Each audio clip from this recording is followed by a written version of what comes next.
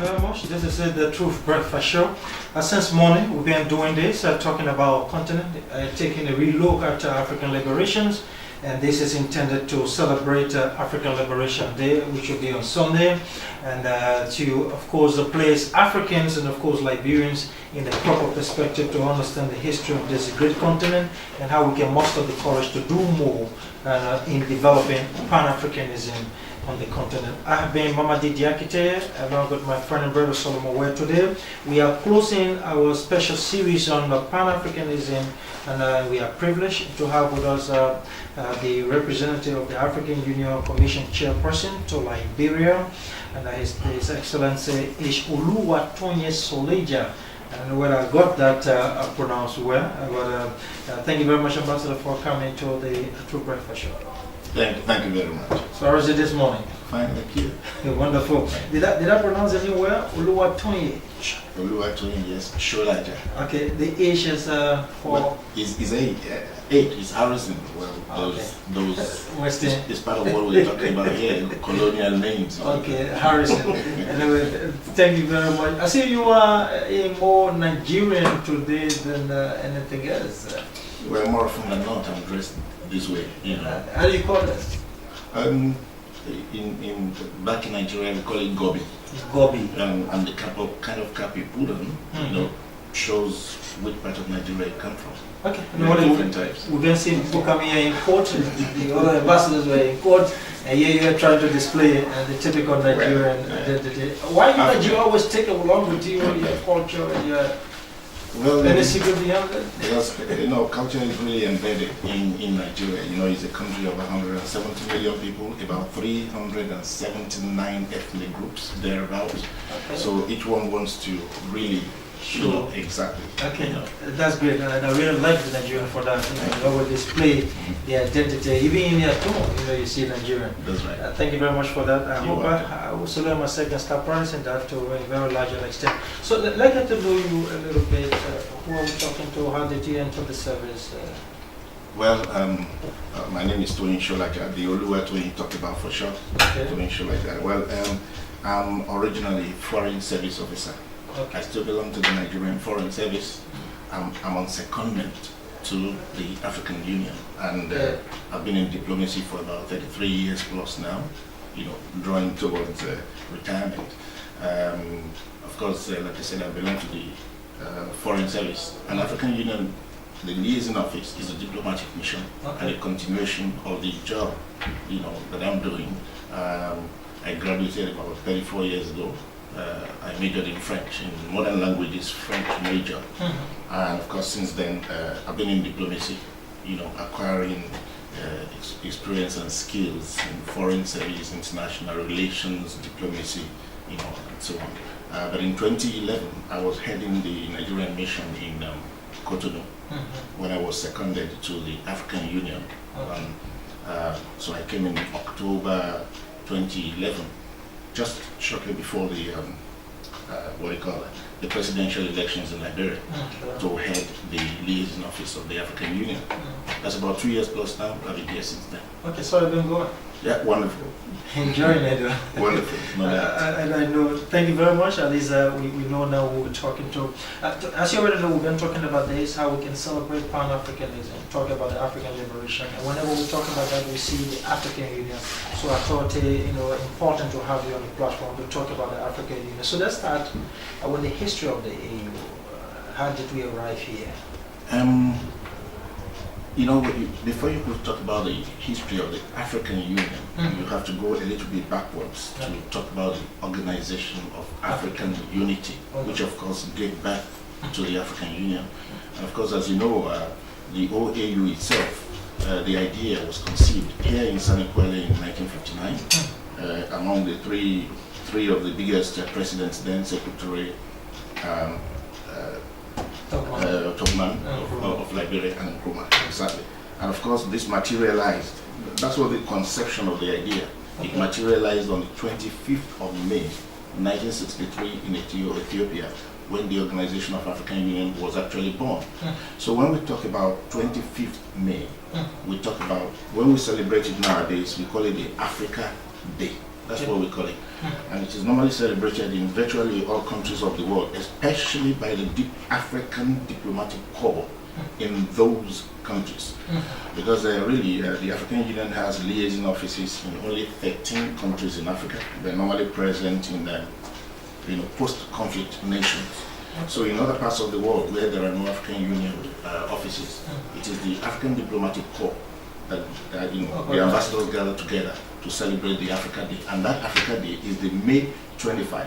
It is different from the African Union Day, which we call the 999, and that is the African Union was actually founded on the 9th of September 1999. So that's African Union Day. So African Union Day is coming up on September 25, while May 25 is Africa Day to celebrate the birth of the Organization of African Union. But after the birth of the Organization of African Union in 1963, of course there were a lot of things in there, what we call their constitution, one of which was the non-interference in the affairs of other countries. They know that didn't work out, and of course we can go on and on tracing, telling you a lot of stories about standing aloof and watching the house exactly. And of course that really came to a peak with the Rwandan genocide, where no one could do anything because of that constitution. Of course all that changed, and it was that Rwandan genocide mainly that led the presidents of Africa to think that something must change here, and therefore they started talking about turning things over, which gave birth to the African Union. At the Sirte summit in Libya in 9th September 1999, and then on to Togo in 2000, where they talked about the Constitutive Act, that is the constitution that will govern the AU. And then on to Lusaka, Zambia in 2001, where they talked about the roadmap. What are we going to do with the African Union? What are the things we're going to do? And then in Durban in 2002, the African Union was actually born, because that was the first heads of state summit that took place. And from then on, since 2002, we have the African Union. So transformation from the Organization of African Unity to the African Union. The major thing that demarcates the two is that now we cannot watch on while the house of our neighbors burn. We can intervene with the consensus of the heads of state of other countries if we think there is need to do that. And that brings us to what we call the responsibility to protect, the R2P, which says we cannot look on while there is danger in the neighbor's country. If we need to act with the consensus, even of the international community, we can do that, and we can see that that has come into play in Mali, in the Central African Republic, and that's it. No, but you think that has been effective? Oh, it's been effective, there is no doubt about that, because if it was in the era of the Organization of African Unity, we wouldn't have gone to Mali. We would have looked on while the Central African Republic would be burning. We wouldn't, so many things would be happening, and we would be handicapped, because we'll be, you can't just not intervene without the invitation of that country. Yes. Because the intent that time was to protect the sovereignty. Not everybody wanted to do exactly. that. But the reason that actually whether that is effective, because, for example, Mali, you did not go, unless the French went there, you were calling for logistics. Sometimes African countries are very slow in acting logistical constraints and the rest of them. Yes, because the problem is there is no single African country that, at the moment, not Nigeria, not South Africa, not Egypt, about the three biggest for now, who could easily say, okay, single-handedly, let's go and do what France did. We're coming up, we will be there. And that is why we're talking about consensus. Well, Abacha did it for Liberia, though. He was alone, and then... That was different, yes, he did it for Liberia. Okay. Because how do I put it? The scope of what happened here, that was how many years ago? A couple of years ago. Yeah. It's not the same thing as what we're witnessing now. The reality. And don't forget, even the power of the Nigerian military at that time, you can't compare it with what is happening now. I don't want to go into that debate. There are reasons for all this. So those are the the main reason, that's the only reason we have the AU, to at least intervene, which was not done with the OU, or have other objectives? No, that's so many. When you talk about the objectives of the African Union, well, I've talked about that of the OAU, to rid the African continent of the remaining vestiges of colonization and all that, coordinate, and intensify cooperation, safeguard sovereignty, all that we've been doing. But now, when you come to the objectives of the African Union, there are really many, and I will cite just a few, to achieve greater unity and solidarity between the African countries and the peoples of Africa, to equally go ahead and still defend the sovereignty and territorial integrity and independence, accelerate the political and socio-economic integration, promote and defend African common positions on issues of interest to the continent. And we also have to promote peace, security and stability on the continent, part of which was what, when you said in terms of Abacha and all that, when they invited Nigeria to come in, to promote and protect human and people's rights, to establish the necessary conditions which enable the continent to play, its rightful role in the international arena, to promote cooperation in all fields of human activity, to advance the development of the continent by promoting research, to work with relevant international partners in the eradication of preventable diseases. It goes on and on and on. The scope definitely is much wider, of the African Union than that of the Organization of African Unity.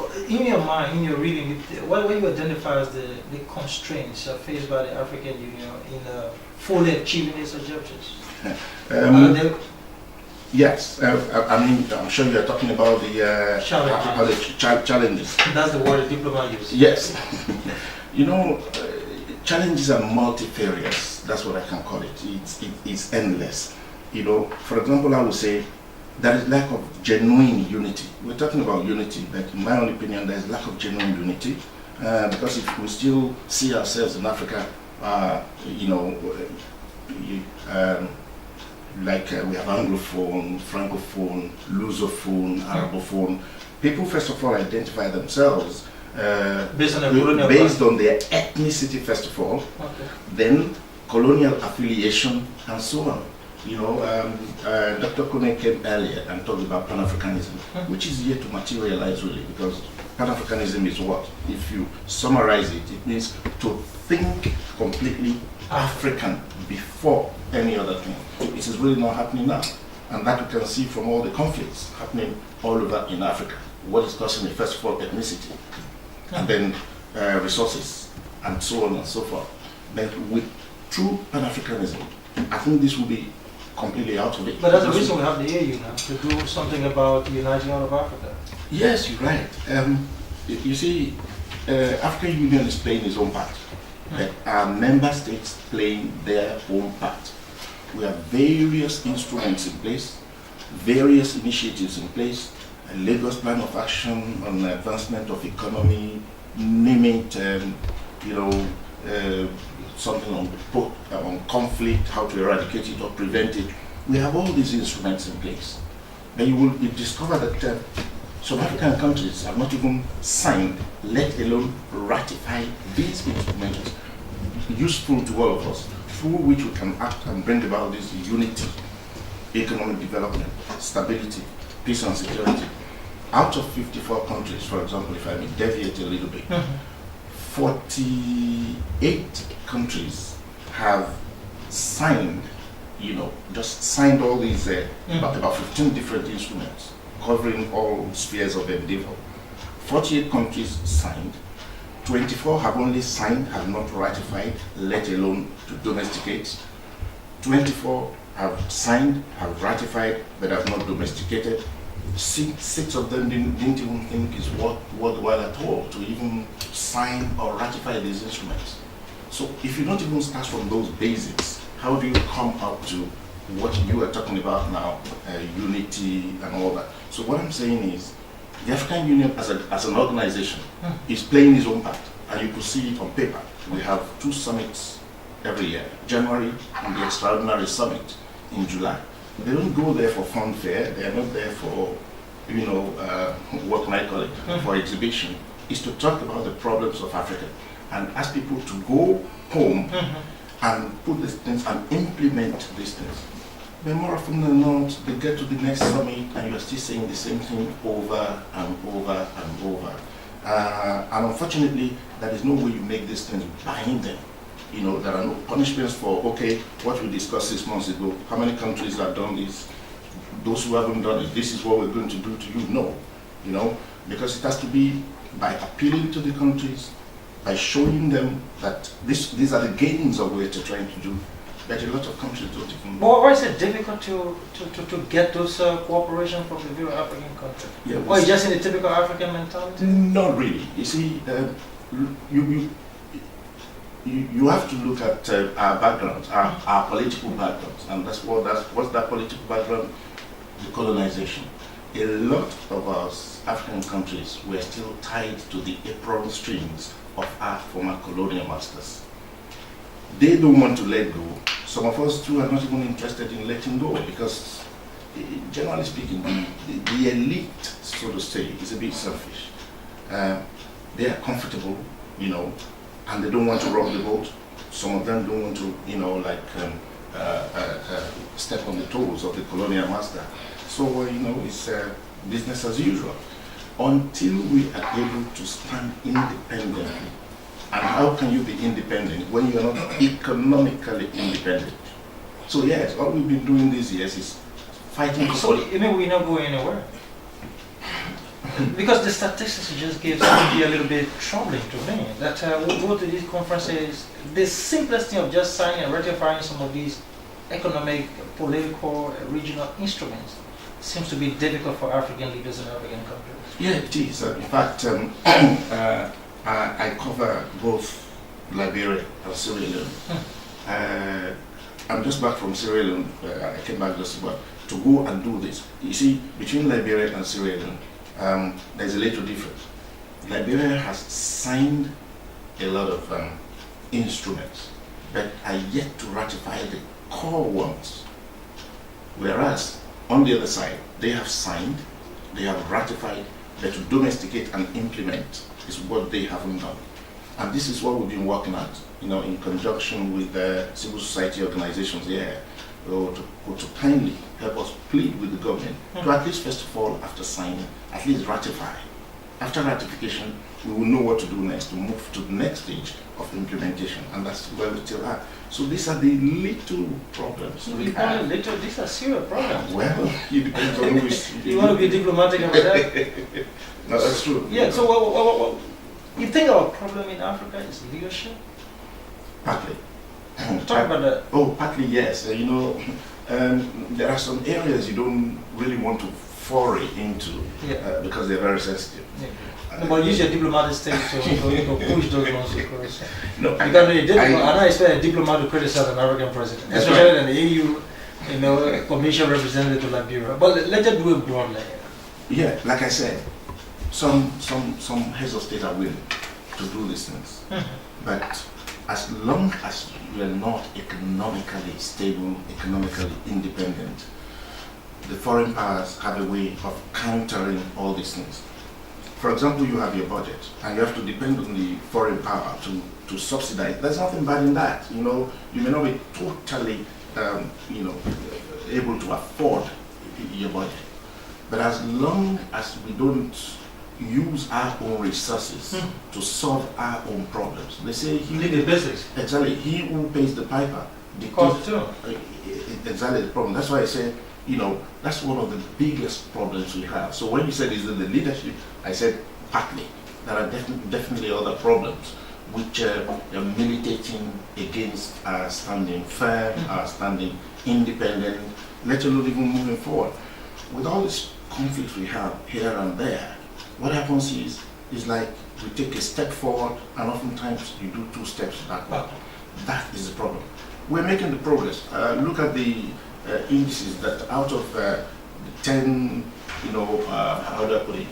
Developing countries, that is with the best economic indices, 6 out of the 10 came from Africa. That's part of our advancement.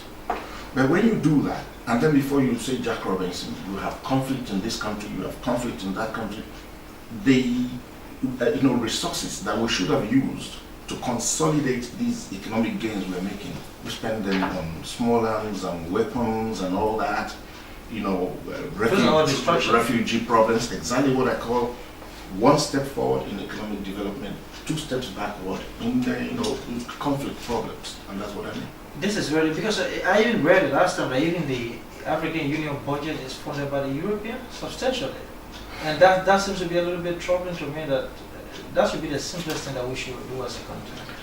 Well, because you mentioned it, let me talk a little bit about that. Yes, you're right. And the problem is not with the African Union, the problem is with the member states. Simple thing, as simple as pay your contributions, your dues, they don't. Most countries would respect the United Nations payment of contributions rather than think of ECOWAS or African Union or the sub-regional organizations like ECAS and so on. And that's where the problem is. If you don't pay your dues, how do we run the organization? So when you have budget shortfall like that, which normally happens at the level of organizations and at the level of nations, what you do is to run to the people we call international donors. I see why the influence of the West will never cease in Africa. Exactly, and that's what I'm saying. So how do we overcome that? Well, we overcome that by looking inwards. Africa has one of the richest soils in the world in terms of resources. But what are we doing about that? Instead of developing that, and what we do, we sell our things wholesale. There was a kind of research that came out just recently that royalties for all the resources that we give to the Western world is normally between 5 and 10% paid to the owners of the resources. And when Zimbabwe, for example, said, no, we realize that you are shortchanging us. How much do you want? We want 50% for it. They said they were exaggerating. And that is why, for example, you have cocoa here. What stops the Western power from coming to establish a cocoa factory or industry, produce your chocolate here, create employment and all that? They don't want to do that. And even the leadership will not insist on doing that for fear of not wanting to step on toes. So you can see that it's a complicated Our issue. problem is Yeah, exactly. So because a lot of these constraints, and so we will take a few steps backward. What do we have this problem as historical, or is just a contemporary? Can we trace this economic problem, the lack of leadership? Can we trace it back to the history of Africa? It's been right from the beginning. Like I said, it's not still tied to our colonial past, but we're not doing much. I won't say we're not doing anything to counter that. We're not doing much to counter that. Because, seriously speaking, once the elite is a bit selfish, once they're comfortable, they very rarely think of what happens to the masses. And that's where the problem is, and that's why I said, yes, it's in our history. And then connivance, complicity with the colonial master, who really just wants to make as much gains as possible from your resources, from, I don't want to mention names, there's one of the colonial powers who said it doesn't know what it will do without Africa. So such a colonial power won't let go, because it's like you cannot function without, you are thinking of their resources, you are thinking of so many things that if you are still not holding on to them, and then they can't function. So yes, it has to do with our past, it has to do with leadership, it has to do with a lot of things, really. So how do we solve that problem? How do we solve that problem?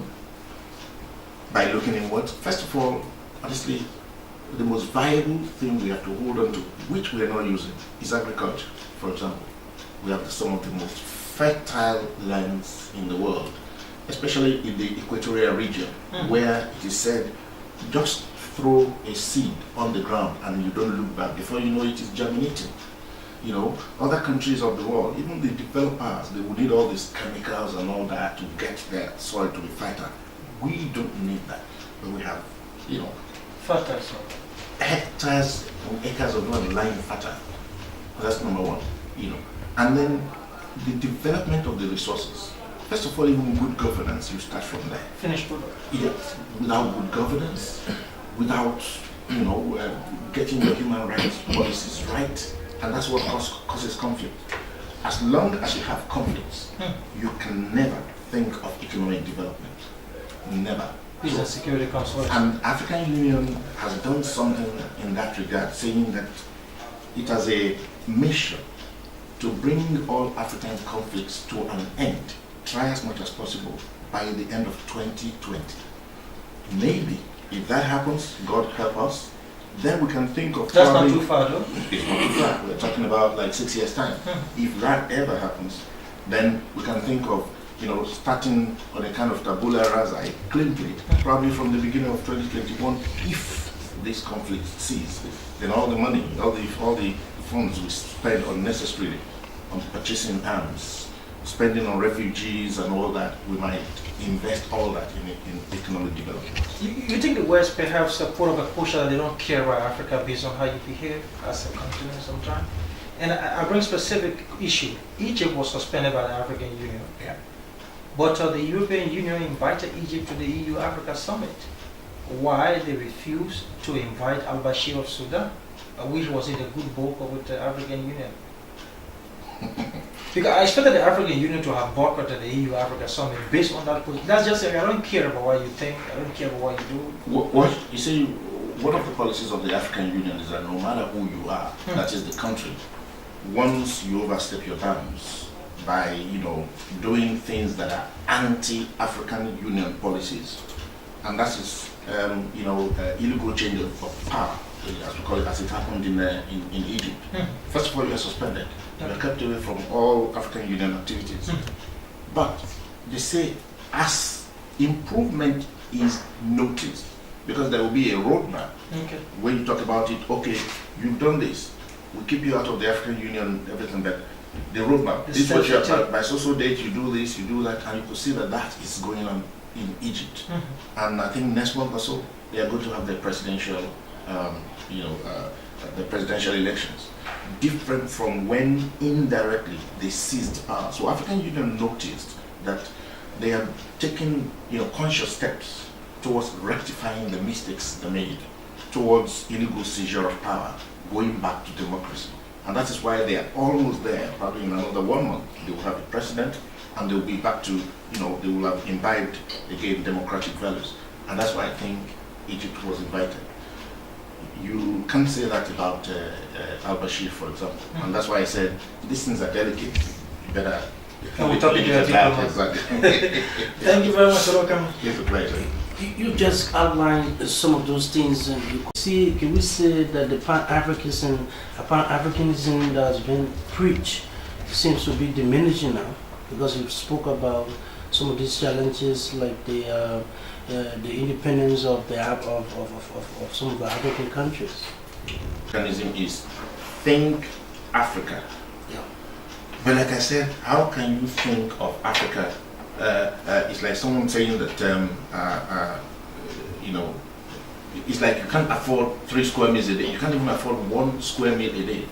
By the time you are grappling with poverty, there is no way you think of other things. Oh, I want to read more. I want to go and have a PhD and all that. It is the same thing here. With all the little problems we're having in Africa, in as much as a lot of African nations are interested in Pan-Africanism, thinking Africa and all that, the problems we are having, especially in the area of conflict, and it's, affiliated problems, definitely, the realization of Pan-Africanism is still a bit many steps away. So it just remain in the mind, it cannot be practiced. It is being practiced, but there are a lot of things mitigating against practicalizing, the Pan-Africanism. And that's okay, obviously, we are not from the same generation. You are the older Africans doing your best.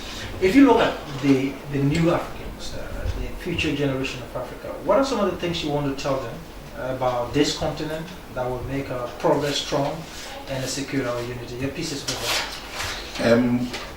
If I get you right, what you're saying is that like wanting to, the kind of advice I would give for us to at least move forward. Yeah, especially for the young people. But first of all, I would say that we should eschew ethnic bitterness, and then the attainment of power by hook or by crook. We're seeing those ahead of us who think politics, for example, is the shortest cut into wealth and all that. People don't want to work for what they have now, and it's affecting the youth. Someone who is poor today is in the next 1 month, it's a complete change, but nobody queries, where did you get your money from? Some people are even saying if you go to university, they say education is necessary, it is good. But you get the education and there is no job to do. So some people are even saying, why then do you even bother to go to school? Well, so I would say that, and then we should imbibe the spirit of accountability, maintenance of human rights, and like I said before, go back to the fertile land to solve the problems of unemployment and not to eradicate the poverty. Above all, let me just summarize that and say, like a former American president said, do not ask what your country can do for you. You ask, what can you do for your country? What can I do to contribute to the development of my country?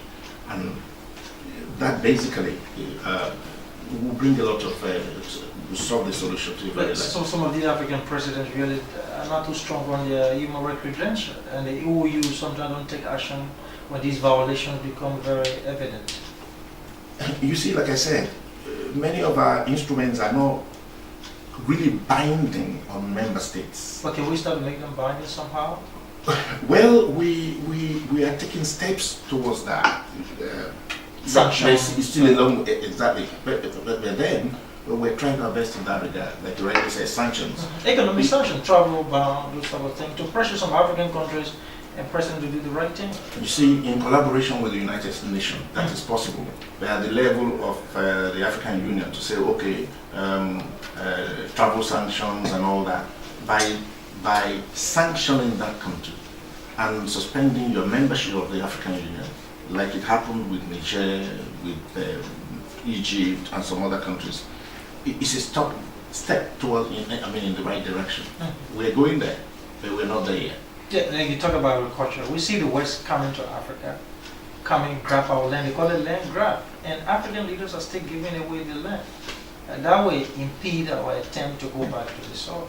You see, most of our lands have been taken away by Western concessions. Were they snatched from you? So there's a leadership problem. I said it before. I said leadership problem and complicity with the foreign power. I mean, somebody who comes for your land will definitely apply, make a request. Why can't you say, I'm sorry, I'm reserving this land for my own people too? Okay, if you have for 10 hectares, maybe you have 1 or 2, But it happens in certain cases where you even ask me for 10 hectares of land, and I'll say, don't worry, increase it. I give you 15, but you know that you need 10. I won't tell you what the rest, what it means, So complicity at the level of leadership, and of course the selfishness of the foreign power, who don't want to let go. Like I told you that there's a former colonial power that says it doesn't know what we'll do without Africa. Of course they won't let go. And you will do everything to maintain exactly. to maintain exactly. Africa. What do you think about the World Bank, the IMF controlling decisions, economic decisions on the continent? I asked that question earlier on with the ambassador we had the last time. These are all attempts to keep Africa still under control. Who are the big members of the IMF and the World Bank? They're still the same old colonial powers. So you can see the point of convergence I'm talking about. That it is the former colonial powers who don't want to let go. And then this is helped by the complicity of leadership in Africa. So IMF, World Bank, most of them were former colonial powers. Definitely, they're using that. If now they can dominate you politically, as at the era of colonization, they have stepped back, and what they're using is economic weapon. And what's that economic weapon? To dominate you economically. In my own opinion, that's part of the strategy of the IMF. For example, IMF, World Bank, you are applying the same rules to all problems. When you have a problem and you run to them, the first thing they will say is that, especially African countries, you devalue your currency, you do this. It's like giving you Panadol. If you say you have headache, Panadol. You have malaria, Panadol. It can't work. So we can simply say that colonialism in different form is still here. That's economic. Yeah, exactly. Economic. It's still around, very much around. Ambassador Solaja, thank you very much. 077469794. 077469793. Okay. Come on, you're live.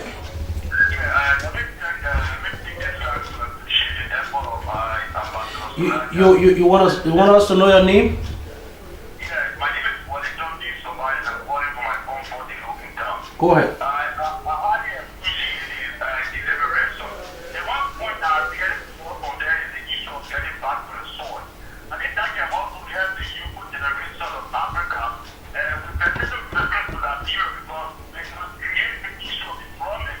And if you find the best source that we have in Africa, and you find most people have even really that capacity in the area of agriculture. But the point is that perspective is to African countries for those years that they use a model for a country that travel to issue somebody. And at the end of the day, those prices that you be done there is not at all. So it makes it easy also from a budgetary constraint of those countries that they sold. Okay, thank you. Good morning. Good morning, you're live. Go ahead, Josh. Good morning.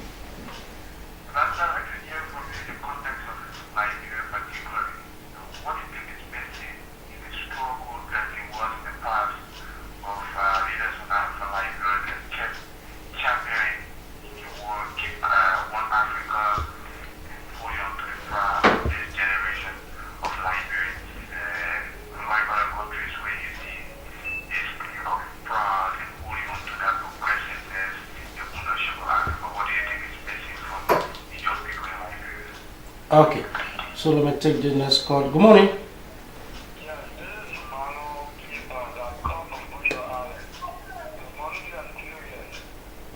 Good morning, go ahead.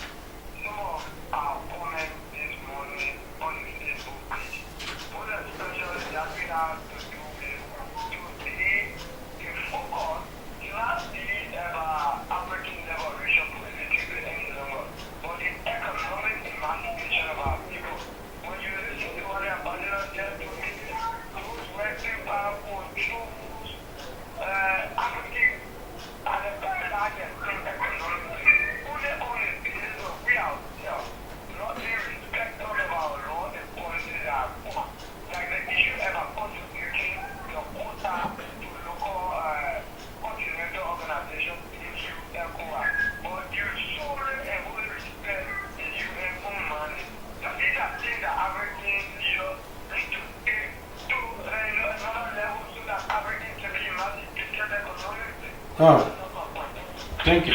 Good morning. Good morning. Good morning. I'm trying to connect you. Good morning. Good morning. Good morning.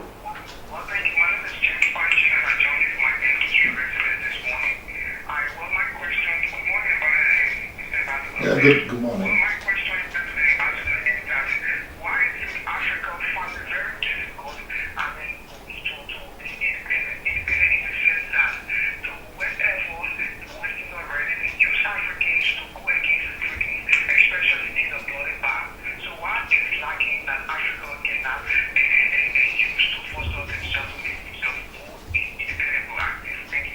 Okay, thank you. You have a call? Okay, you're live, go ahead. Hello? Okay, good morning, Toy. Good morning. Yeah, very loud. Good morning, Mama dear. Sort of nowhere. Let me say good morning to Your Excellency. Good morning. Yeah, my name is Amos Tue. One concern I have this morning is the fact that, all of us, regardless of the country we find ourselves in, I say almost the same thing with regard to the key challenges we are experiencing. It's just that we say they are in different tones and perhaps we try to adapt a different strategy. Research in Africa has shown that Africa, Your Excellency, possesses about 50 to 51% of the world raw material. But sadly, we realize only 15% investment opportunity. And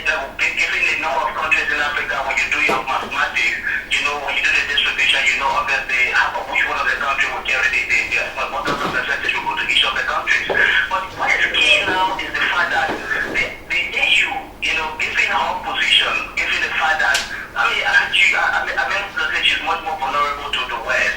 What can we begin to do in Africa, a continental body, to put into place those kinds of measures and strategies to ensure that African countries and government pay more attention to homegrown policy in a way that our natural resources can be much more transformed into finished products right on the continent of Africa, to avoid this particular thing of us realizing 50% investment opportunity and all of our resources are taken away from the West. Every now and then AU come up with strategies, but these strategies and tactics, they are not actually implemented. What can you begin to do? I think you talk about that. African continent, African countries enforce or implement all of the different strategies you come up with. I think AU needs to stop being a toothless bulldog and pay more attention to the issue of our raw material. Forget about the the political side, and let's forget about the United States of Africa. We need to concentrate more on how to create national wealth for all of our different people in all the other continents of Africa. That's just my take this morning, Your Excellency. Thank you very kindly. Thank you very much, Mr. Deputy Minister. Thank you for your contribution. Good morning. Yes, good morning. Go ahead. Go ahead, man.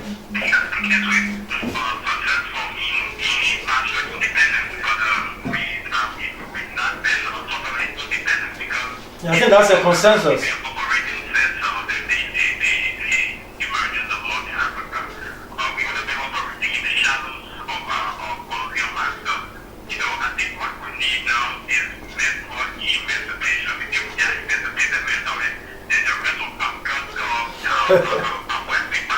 Mental emancipation.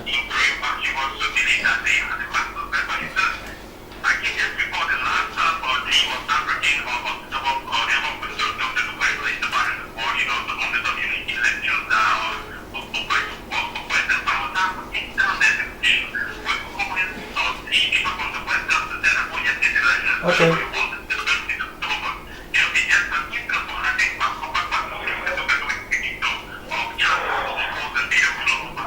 Thank you very much.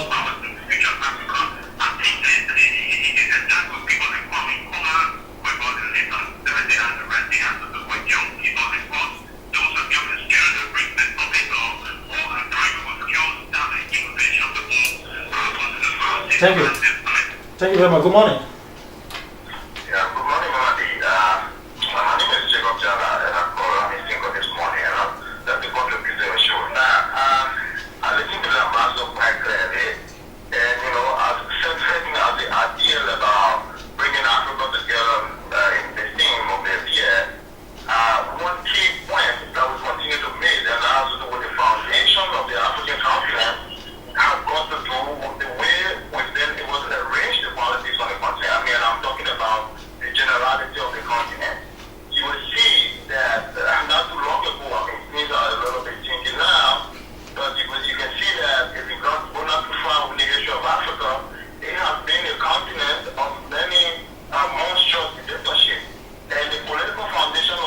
My brother, I think that is reduced.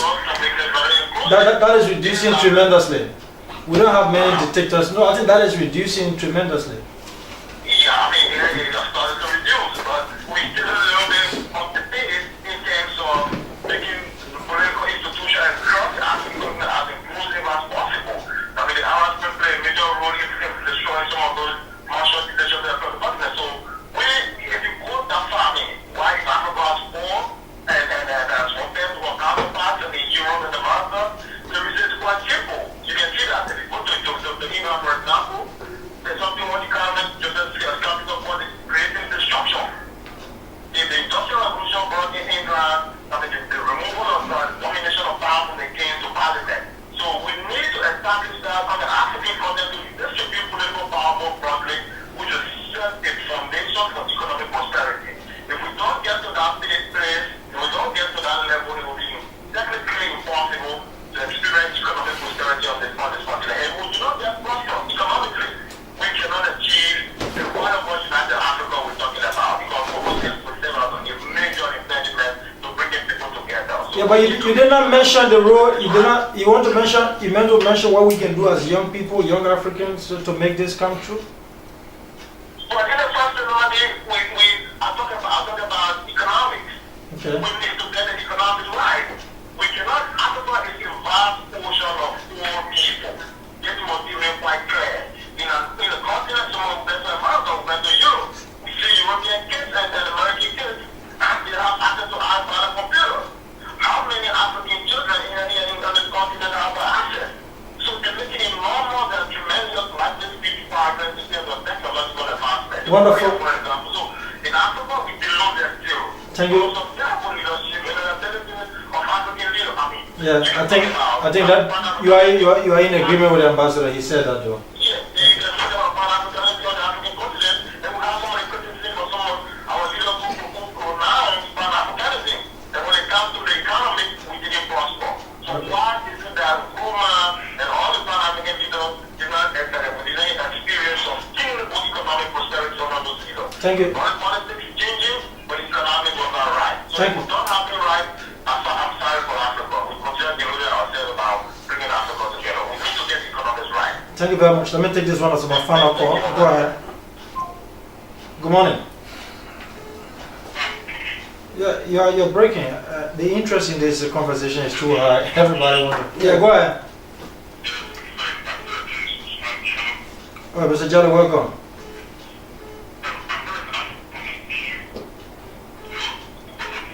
Your line is coming in distorted. I want to give you the last opportunity. Change your.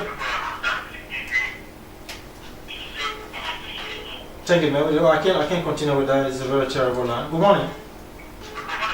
Yeah, much better. Go ahead.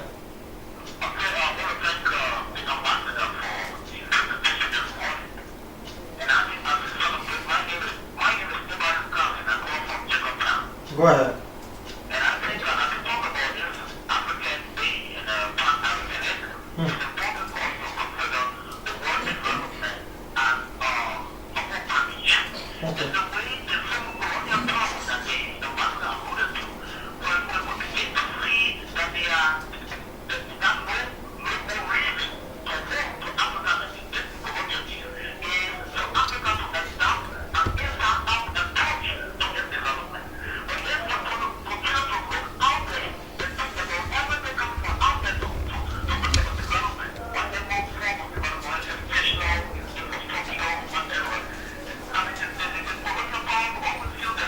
Okay.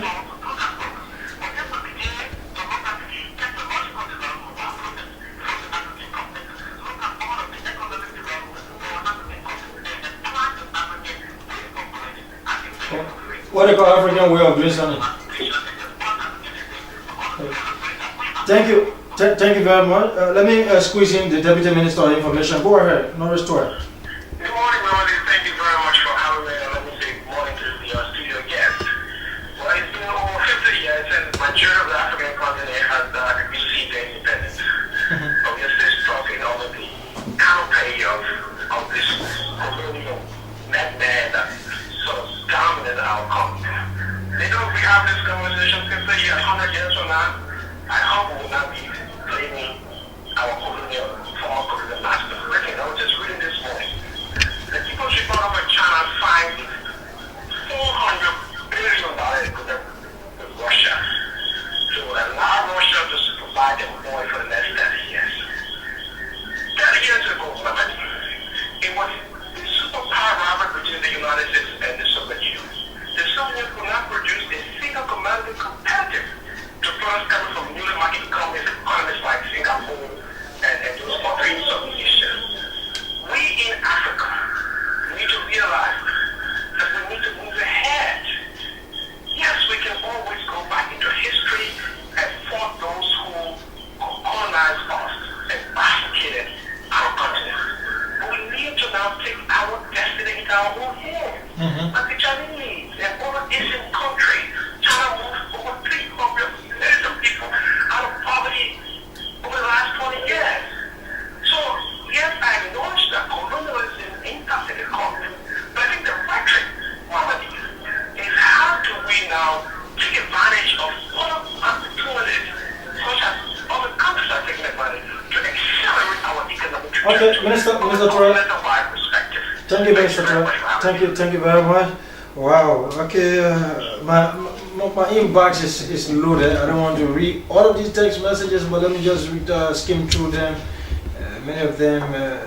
Thank you very much for bringing in the ambassador, and I hope you have the opportunity and to always do this and impact Africanism into Liberians. Mr. Ambassador, you made my day, especially your appearance and your comments about Nigeria concerning your outlook. Thank you. This is from Mose Hassan. He writes, he says from Cloudtown. Okay, further down. Your ambassador made my day, but I was shocked to know that the EU budget was funded by Europe, as you said, Mamadi. Can the ambassador confirm that? Okay, this is from Maurice Wen. All right, gentlemen, thank you very much for your contribution on the show. Let's go back to the ambassador to conclude this presentation. Ambassador, you listen to our callers. Well, sounds interesting. I very much, well, I thank the person who commented on my lesson. Like I said, Nigerians are very proud, like many African countries. When you see a Guinean, you will know. You see a Senegalese, you will know. You see an Arab, don't let me say Arab, from the Maghreb, from North Africa, you will know. So we are always wanting to depict, our cultural awareness. Thank you very much for that. There is a sea of questions and what people want to know, and like they rightly said, exactly. This is to show you the interest of people in Africa, in Pan-Africanism, and especially in the expected economic development and progress of this continent. Let me start from you.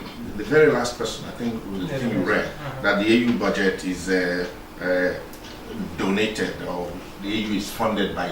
I didn't say completely. Okay. Like many nations, when you have shortfalls where some member states do not pay, and you know that you've already made your budget, we're going to spend $100. We look at everything that came in from member states, and you have maybe $70. And in order to realize your objectives, of course, you have to turn to exactly. So partly funded by international donors, but I didn't say completely. Okay. And then with regard to all the comments from everybody, everything boils down to one thing. For Africa, thank you very much. It's the economy. For Africa to move forward, instead of going one step forward, 2 steps backward. All we need to do is to address all the root causes of conflict. Honestly speaking, that's the first one. Root causes of conflict. It encompasses all the problems we're talking about. Question of leadership, good governance. If there is good governance, there will be there is no country in the world where there is no corruption. They are the very lowest ever. If you bring it down completely, the money that goes into pockets will be geared towards economic development. The money that goes into conflict will be put in economic development. So many of these things, if we go back to the soil, like I said, we have some of the most fertile soil in the world. It will go back to economic development. If leadership doesn't go into complicity with foreign powers, like you talked about land grab. If you say no, you can't grab our land, it's also for our people. Nobody is an island unto himself. We can't develop alone without going into partnership with foreign powers. Obviously. But at least there must be cooperation. Exactly. You have to be in agreement. This is the line you cannot cross. This is what I will do. But in a situation where you just let go, because you are benefiting from that agreement as an elite, so you can grab all the land. Okay, don't worry, just take the raw material. Don't bother to come and establish factories and industries there. For as long as we have these ideas which do not benefit the masses, of course, the future is a little bit bleak. But honestly, I see light at the end of the tunnel. Yeah, there's no doubt about it. Because you see, the younger generation coming in now, they are so impatient. Most of them, they school abroad, they've gone to school, they know exactly what it is, they've been exposed to education, especially Western education, and they know exactly what they want to do. They are using the developed world as reference points. They too want to be like them. So I see a situation where, God forbid, if this thing doesn't happen early in some countries in Africa, it may be forcefully done by the younger generation. You stand aside. Let's show you the way it should be done. That is development. So we depend a lot on our younger generation coming behind us to right the wrongs that are currently in place. And honestly, like I said, I see light at the end of the tunnel. It may not happen now, but at least give us another, say, in about 10 years. Things will not be the way they are now, especially the way African Union is working towards eradication of conflict. Latest by the end of 2020, there will be enough funds that will now be diverted into economic development. So that's the future I see. Wonderful. Ambassador Solaja, I'm very grateful for your time with us this morning. Thank you very much. You are a very busy man to have the time with us. That means you are committed to this continent. And thank you for coming. I wish you all the best. It's a pleasure. Thank you. Okay, this is how we bring the curtains on to this presentation of the show. We are taking our break for the week. It's been a very tedious one for us. We want to say thanks to the Ghanaian ambassador, the Nigerian ambassador, and of course to the African Union Commission Chairperson, Special Representative to Liberia, His Excellency Ambassador Solaja. Every one of you who participated, Dr. Don was here, and Dr. Kona was here. And all those of you who called me, who participated in this special series, we want to say thank you. Early next month, we'll bring another series, this time on agriculture. I have been Mamadi. I wish you all the best. Stay tuned for the best.